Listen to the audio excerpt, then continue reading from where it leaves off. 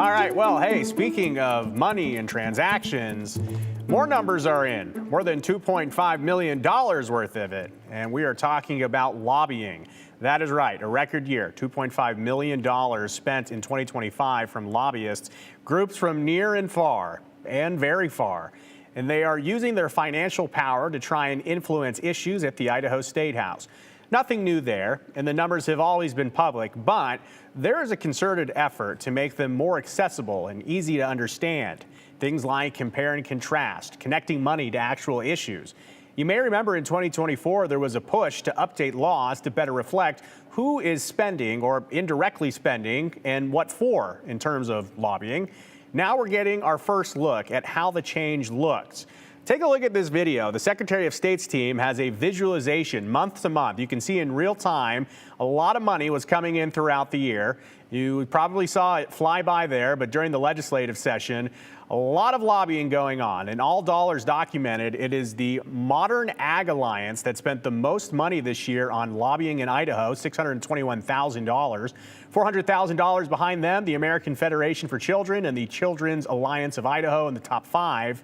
Only one organization is based in Idaho. So a lot of out-of-state money. And when we see your comments and questions over the years about out-of-state money and the impact on Idaho politics, here's a good visualization to show the split. There are 392 lobbyists that are out of state. 392 are in state, 300 out of state. Coast to coast, there is interest in Idaho, New York, New Jersey, D.C., all the way to Southern California.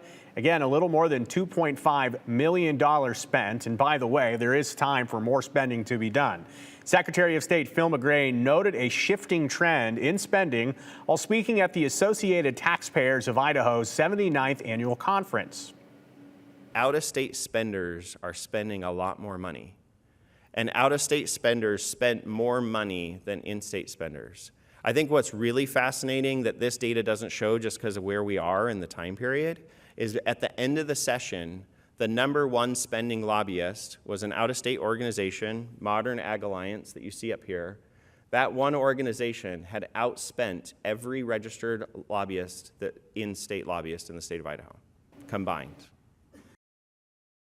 And McGray noted that this was a record-breaking year for spending, and it is the first time out-of-state influence has outspent in-state groups. So money was spent. But what were the issues top of mind? What were they spending on? Well, House Bill 345 saw the most influence. 71 lobbyists weighed in, and that was new restrictions and sideboards to the Medicaid questions about Medicaid expansion and cost. And that legislation did become law.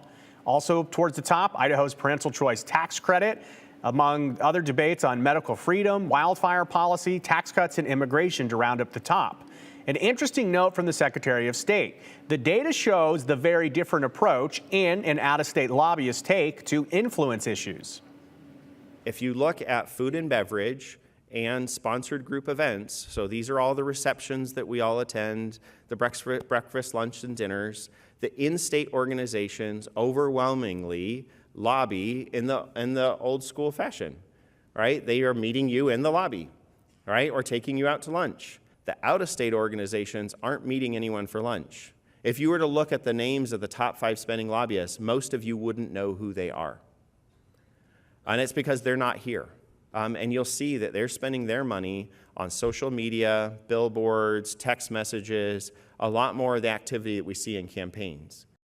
So lawmakers are also outnumbered by lobbyists. There's 105 members of the legislature, and there's about 400 lobbyists that are registered, and all of them are supposed to register. So a 4-to-1 ratio. 2026 will likely be no different. There are lots of lunches to be had.